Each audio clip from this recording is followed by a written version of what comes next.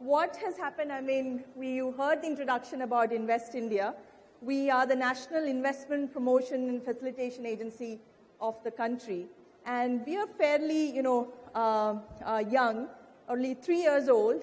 And this is all a part of the government's initiative to help investors and enable ease of doing business in the country. Earlier in the inaugural session, Mr. Goyal did touch upon the growth, the economic growth of India. And I just want to start off from there. As Mr. Goyal had mentioned, we are growing at currently 7.4%, and we are expected to reach 5 trillion economy by 2025.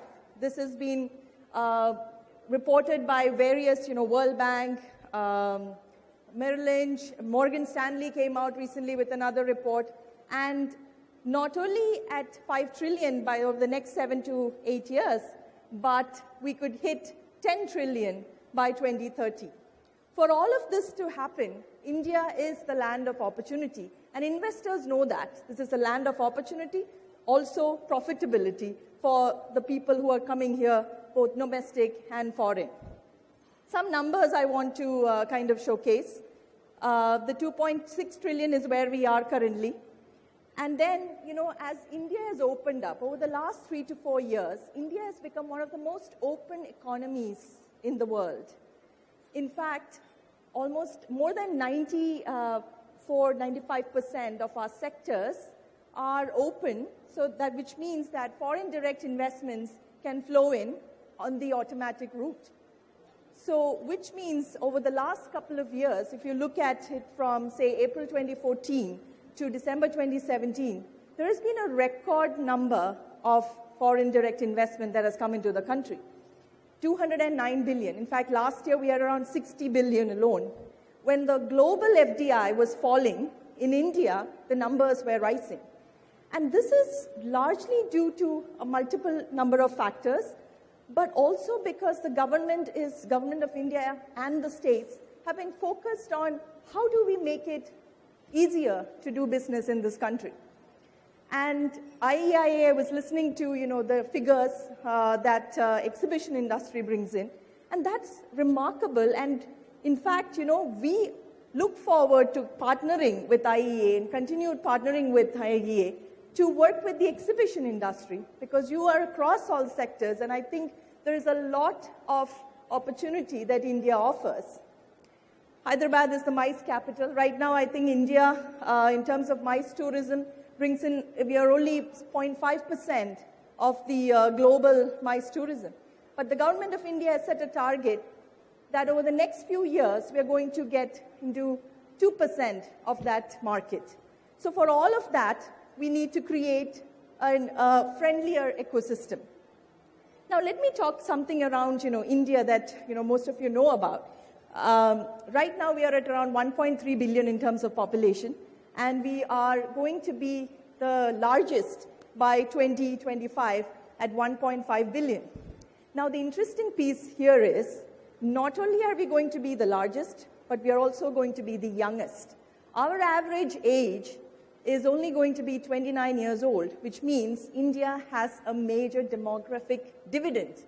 And to top it all, one recent study says that 245 billion workers, India will have a talent surplus of 245 million talented people by 2030. When the whole world is looking at deficits, we are going to have that big number. So not only are the opportunities, we have the talent also to kind of drive this growth forward. Also, as you know, India, the market is second to none. You're looking at a 5 trillion economy. What is driving this? So to reach to that 5 trillion, what the government is looking at is 3 trillion should be coming in from the services, 1 trillion each from manufacturing and agriculture. And how do we make all of that happen? Currently, in terms of consumption, we have around 600 million, our middle class is going to be around 600 million. And if you look at the consumption, in the 1960s, a person, born in the 1960s, in his lifetime would have maybe saved around $10,000. Compare that to a generation that is born now, where, BCG says that their average lifetime saving is going to be around $245,000. Look at the increase in the terms of, consumption power in this country, right? And the story continues. And because I said about the young population, this young population, which is around, 390 million people born after 2000 and around 440 millennials, these are the guys, very aspirational guys, who are driving this whole consumer story. And one remarkable thing I want to talk to you about, India, something that you all know.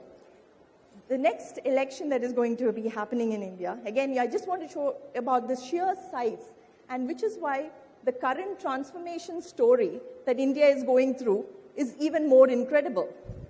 If you look at the size, the number of new voters that are going to come into the market, come and vote next year, is around 133 million. This 133 million, out of which almost 70 are young, males, and the rest are females. And 73% of the females are from rural India. And you're looking at the numbers, which is almost the size of Spain or a country like Britain.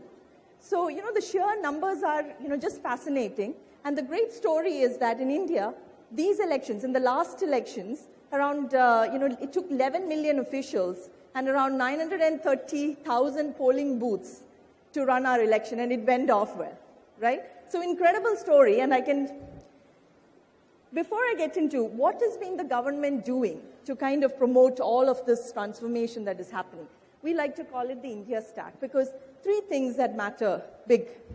One is, Aadhaar, which is basically the world's largest biometric IDs. And what this is a single unique user ID for people in this country. And currently, since it was launched, 1.2 billion have enrolled, right? Then, if you look at the transformation that the country is going through, in terms of, let's look at the mobile phones. In this country, India has actually skipped, is really leveraging technology to leapfrog, right? So, we skipped that entire computer desktop generation, and we are just going straight into the smartphone, technology. So what the government has done as part of India Stack is, when all of this economic growth is happening, you also need to take care of the population that may sometimes be left out. India has 1.3 billion. And what has happened is, the government wants to make sure that every citizen in this country is able to avail of the services that the government is offering. So for that instance, they created something called Jan Dhan Yojana, which is a scheme, is basically to create or enable the poorer sections of the society to have a bank account. And earlier in this country, to start a bank account, you needed a lot of documents. Now, because of this Aadhaar, what has happened is, you just need to have this Aadhaar ID, and you're able to use, they can vet, the bank can vet your credentials in less than 5 minutes, and everybody is able to have their own bank account. So any economic growth that needs to happen should also be, if it has to be sustainable, should also be inclusive. So that's the reason, that's the premise behind doing all of this. An interesting story is also around the mobile phones. I mentioned that we are going into this, the smartphone age. India has the second largest number of smartphone users in the world. We are almost 500 million users and growing, right? And over the next few years, we are going to touch over 800 million. Internet also the same way. And what this is interesting is that government services are being able to be delivered not just in the urban area, but also in the rural. The access is going to be larger. Why I'm saying all of this is to just showcase, what the potential. This country is on a phenomenal growth path. And now is the time to come here and take on all of these opportunities. I'll just mention Digital India, which is again on all of this Aadhaar, Jan Dhan Yojana, all of this has been possible because the government has said that India will become a knowledge economy and we will use digital technology to deliver all our citizen services, right? So you see the numbers here again, 481 million internet subscribers. So the idea is that these numbers are growing and government is taking, doing what it takes to ensure that we are able to provide. I see that my time's going very quickly.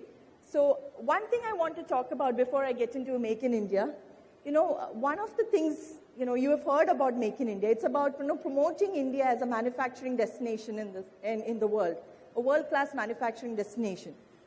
India has, more known as an agrarian or a service economy, and manufacturing right now is, we're trying to bring that 1 trillion, contribution to the GDP. So for Make in India to happen, they looked at a number of sectors, in fact, 25 sectors, which is on the screen right now, which makes it a total of around 4.8 trillion opportunity. This is a 4.8 trillion opportunity. These sectors were chosen because either they were of strategic importance to the country, or because of a competitive advantage that India had over others, or because it creates the maximum number of jobs. Even an industry like exhibitions, in fact, the sheer numbers that you're talking about is just phenomenal, right? Which is why that we need to work together to ensure that we, as part of representing government, are able to support you in your plans forward. I've already touched upon, we are leader across diverse sectors. One important aspect of why tourism is going in this country is also because of the investments into infrastructure. In fact, over the last couple of years, we have started investing into airports. In fact, the plan is over the next 15 to 20 years, there will be around 250 airports, both brownfield and greenfield in this country. And over the next 1 year, at least 31 airports are being refurbished. India's domestic air traffic is growing at 20% a year. Again, look at the numbers. India's transformation is just phenomenal in the sense that the numbers are, is what speaks to it, right? Then a couple of other areas wherever we are, because of the volume and the sheer size, we are either number one, number two. And what it means is all of the companies who are coming in. One interesting fact I just want to point out is, India is fast becoming a number one choice of destination for R&D. What does this mean is that, India right now, because of the talent that I referred to initially, we have around 10,000 engineering institutes producing engineers that are more than the numbers, say, coming out of US and a couple of other countries combined. So, where all of this talent is, and the interesting bit is, we are not doing any of the low-end back office work, but really companies are moving to India and setting up their high-end R&D research. In fact, a lot of companies, we work as part of Invest India, we work with a lot of companies who are setting up, say, connected, R&D for connected cars, autonomous cars, smart mobility. So the fact is that India is becoming a leader in all of this.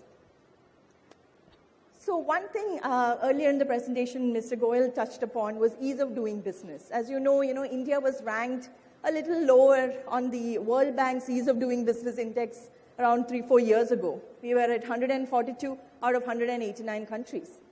Over the last few years, we have jumped by around 42 points to get to 100 at this current time. And the idea is that we need to do further, and government is working with government, both state and central, is working on a lot of initiatives to enable ease of doing business and move that arrow up and get the country into the top 50. These are some of the rankings where we have started to improve, really, whether it is competitiveness, whether it is innovation, which is why a lot of R&D is coming into, and logistics. One of the things that has made it easier to do business in this country is the introduction of GST, which is one single tax across the country. So that means, the amount, the cost it took to do logistics in this country, logistics cost was fairly high at 14%, but with all of this implementation, that is expected to grow down, which is again making it attractive for investors who are coming in and doing. I mentioned in terms of infrastructure that is being built. Public infrastructure is happening, but private infrastructure is starting to happen as well, and which is why the reforms need to happen more and more. If you look at the entire breadth of the country, infrastructure development is happening. So here you have industrial corridors, and in these industrial corridors is where a large number of these convention centers are also coming up, because these are going to be major industry hubs. So you have a lot of industry and people coming in, right? So it's a quadrilateral across the length and breadth. And the interesting piece is that 100% FDI in this sector, so you can come into and start investing. And India needs around $5 trillion of investment, $5 trillion of investment by 2030 to ensure that this growth is sustainable, right? Similarly, smart cities again. As part of the transformation, industrial corridors, and then smart cities, and in India, every minute, 30 people are moving from the rural areas into the urban areas. So these urban areas need to get transformed. And you need to build new cities, refurbish earlier cities. And that is what this ambitious initiative is about, where 100 smart cities were identified, 99 have been shortlisted. And again, $150 billion is the opportunity over the next 7 to 8 years for investing in this sector. One thing I'd mentioned is, again, the young population that is happening. And India is also, India's future, we strongly believe, is in entrepreneurs and startups. Because, if you have around 1 million people coming out looking for jobs, you also, need to make them job creators rather than pure job seekers. And this Startup India plan that was launched by our Prime Minister 2 years back has really, people have really embraced it in the tier 2, tier 3 cities. So as part of Invest India, our teams work in actually implementing this program, and we work with all of the states. In fact, Telangana is a leader in this. There's a huge hub, IT, technology-related startups based in Hyderabad. And in fact, we are right now the number 2 startup nation in the world, behind China. And this entrepreneurial spirit will continue because, as you can see, and you probably know, in fact, where it took almost decades for companies to, become $1 billion in revenue, it takes now less than 2 years to get a $1 billion valuation.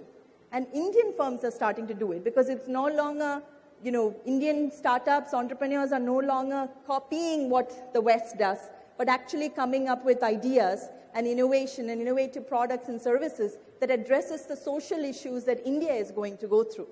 So, in fact, Paytm, which is an Indian, is 1.9 years it took to get that valuation, right? We are talking about, again, technology and how India is leveraging technology.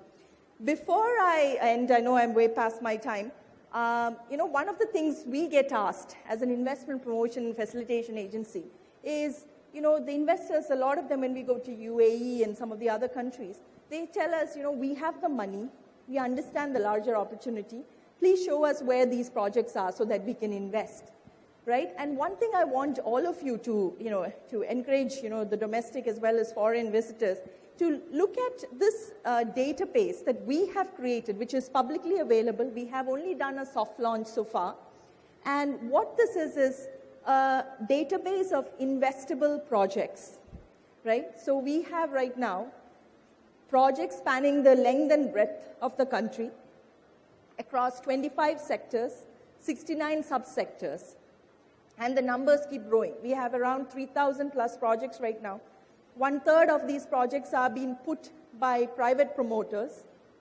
And the idea is that someone who's looking at India or who's already in India and looking at, where can I invest into, there is an array of these projects, investable projects that you can look into, you can tie up, you can partner with, you can reach out to.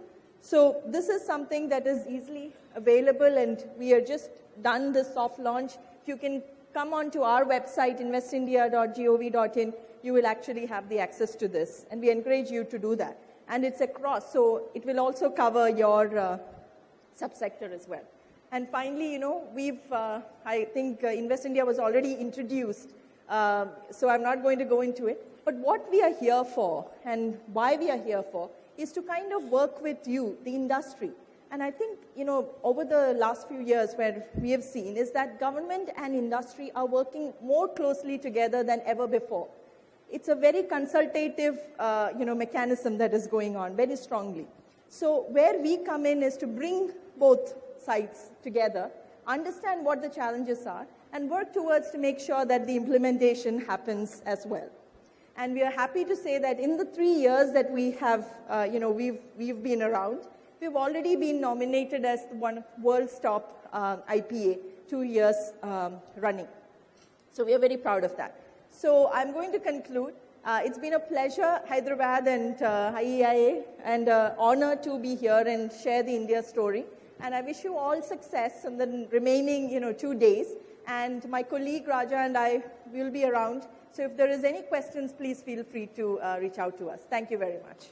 Token of our gratitude and appreciation, and I request Mr. Bhupinder Singh, Honorary Secretary, IEIA, to please come up on stage, do the honors. Thank you very much for being here, Ms. Chandy. Thank you and so for much. a great talk indeed. Thank you so much. Really insightful.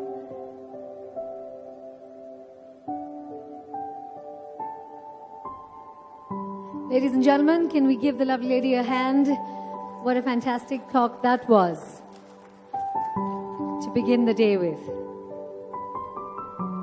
Thank you very much, Ms. Chandy, for doing the honors, and thank you very much, Mr. Singh.